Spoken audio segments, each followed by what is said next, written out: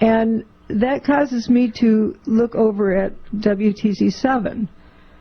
I believe they took down WTC7 because they knew for sure that would be infected. And it would have this problem. They were hoping, I believe, that they could save Bankers Trust, that they wouldn't affect it, but they accidentally got it. Yeah, and you know, we actually found, Judy found a forum where we've had the whole story of the Bankers Trust building has been posted over about a couple of year period, is it, or something? And this is on a forum called Wired New York. And we actually started to post a couple of things on there, and very quickly the discussion was kind of, you know, jumped upon, and it eventually shut down, or the thread was closed anyway. So, you know, but that forum was very useful for some of the pictures they posted, and we'd had even had some weird fire incidents. I think, or certainly one. It was a one or two. Last August they had a fire that is, you know, one bumbling maneuver after another that was holding up the taking down of Bankers Trust. But last August there was a fire there. Here you have this gutted out building, open floors, and you have 3 firemen trapped. I think 2 were killed. But the pictures of the fire, the steel's on fire. This weird metal fire.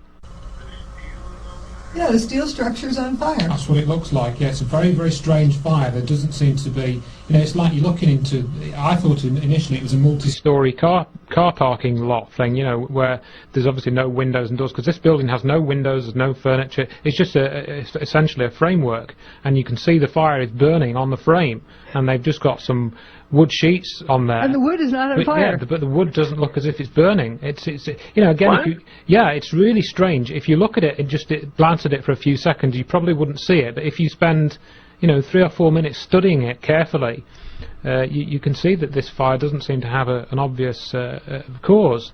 So we're wondering if it's these ongoing effects of the material kind of breaking down and causing some type of low-level nuclear reaction.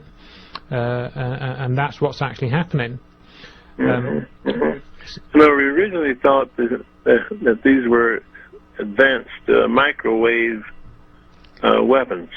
The microwaves could be involved, as well as radio frequency waves. There's various frequencies. As I've said with my spectrum chart, I said, well, pick out what wavelength you want, or mix and match. And it could be just a variety of particular related frequencies that interact. Yeah, and I mean, again, this exactly ties up with what we've seen from John. He sent us a number of pictures of the equipment that he uses, and you know, this has actually been something of a standing joke between Judy and myself about these pictures of equipment. But on a more serious note, we can actually see he has actually got some microwave, you know, it actually says on the front microwave generate, I think it might say microwave generate, we can see microwave energy on the front of this, you know, picture of this equipment that he sent us. And then he's got another one where it's got a knob which is labelled in gigahertz, which again is some other type of generator. So, you know, we're seeing all kinds of data points tying up with this, so we're pretty sure that this is the real deal. Okay. Let me tell our listeners we're going to take your calls at 588-0893 or 202-588-0893, and you can talk with Andrew Johnson and Dr. Judy Wood. Let me ask you this: now that they have finally responded to your appeal, the appeal that you and Dr. Woods and Dr. Morgan Reynolds have sued them about.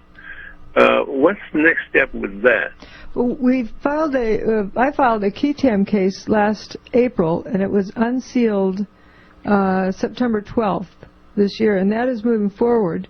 Morgan filed his in May, and they unsealed it in July, a lot sooner. So his is a little bit ahead of mine. It got ahead of mine there.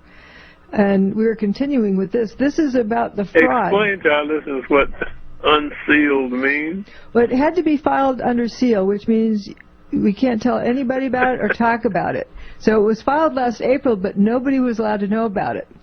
And for mine, it was unsealed September 12th, which meant beginning that date, I could talk about it and we could notify the defendants about it and start preparing the case.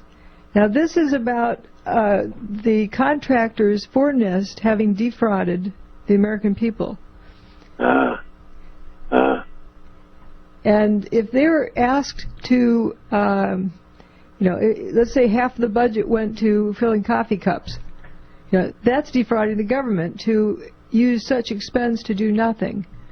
If they were asked to find what was going on 9/11 or something even in the vicinity of it, for example, ARA, Applied Research Associates, they have a government contract where they are to know anything about everything to do with any weapon of mass destruction that exists or has ever existed on the planet. If they do know about every possible weapon of mass destruction, and they look at the World Trade Center, that's willful blindness. To say, oh, the building just fell apart due to a trash can fire.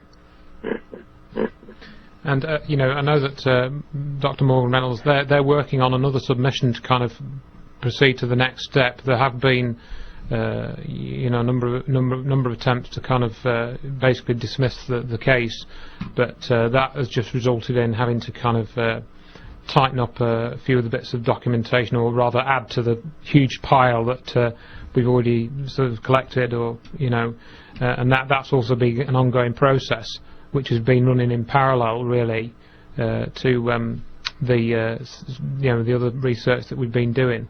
So we're really been working hard at this to try and sort of take this forward. What are the other physicists responding to this whole mess? How are they responding? In physicists in general? Yeah. This is a problem. Folks, I think, might feel helpless, and so they want to keep their job. They have a family to support, so they're going to stick their head in the sand and hope somebody else fixes the problem.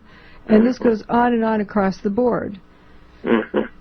What is just absolutely astounding is that if you look at ground zero on the late afternoon of 9/11, you look and you have a rubble pile that doesn't even reach 1 story high to the complex.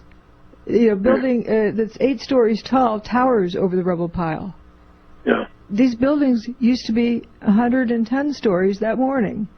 Yeah. Where'd the material go? And why, after 6 years, we don't have more people asking that question? I mean, again, we've had a couple of people. Recently, we had a chap from Cambridge, Dr. Seffen. He came out with this paper, which again said, "Oh yes, the collapse was perfectly normal and as expected." And I think that was about 6 months ago, was it, Judy? He'd come out with this. And also just recently, I think we'd given you word of this, Ambrose. We had a chap from the BBC tried to get in touch with Judy, and yes, yeah, I think Frank had made you aware of that, and yeah, that was very interesting, because this came around at a time when we were really trying to finalise, or Judy was trying to finalise, I should say. And again, I was kind of looking over her shoulder, so to speak, these new pages which we've been discussing. And this chap kind of appeared and said, "Oh, Dr.